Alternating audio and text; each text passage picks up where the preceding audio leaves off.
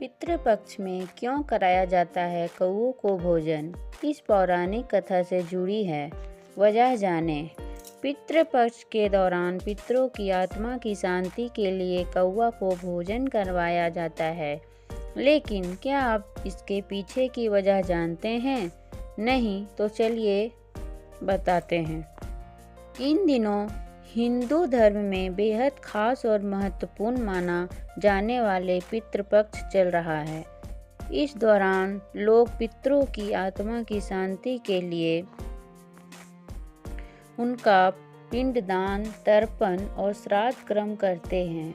वही आपने देखा होगा कि श्राद्ध के दौरान लोग कौओं को भोजन कराते हैं। लेकिन क्या आप जानते हैं कि इसके पीछे की वजह क्या है? नहीं तो चलिए जानते हैं कि आखिरकार पितृपक्ष में कौओं को भोजन क्यों कराया जाता है। धर्मशास्त्रों में जिस तरह से सभी चीज़ों के पीछे कोई न कोई वजह बताई गई है, ठीक उसी तरह से धार्मिक ग्रंथों में इसके बारे में भी बताया गया है कि आखिर पितृपक्ष में कौओं को भोजन क्यों कराया जाता है। ग्रंथों के मुताबिक यह पौराणिक कथा से जुड़ी हुई है, तो चलिए इसके बारे में जानते हैं। आम दिनों में कौओं का घर आना लोग अशुभ मानते हैं, लेकिन पितृपक्ष के दौरान वही लोग इनका इंतजार करते हैं। दरअसल इसके पीछे मान्यता है कि पितृपक्ष के दिनों में पितरों के लिए निकाला गया भोजन अगर कौआ उसका अंश ग्रहण कर लेता है तो पितर तृप्त हो जाते हैं। कहा जाता है कि कौवे के द्वारा खाया गया भोजन सीधे पितरों को प्राप्त होता है, इसलिए पितृपक्ष के दौरान कौओं को भोजन कराना शुभ माना जाता है। इसके पीछे एक कहानी भी जुड़ी है, आइए उस कहानी को जानते हैं।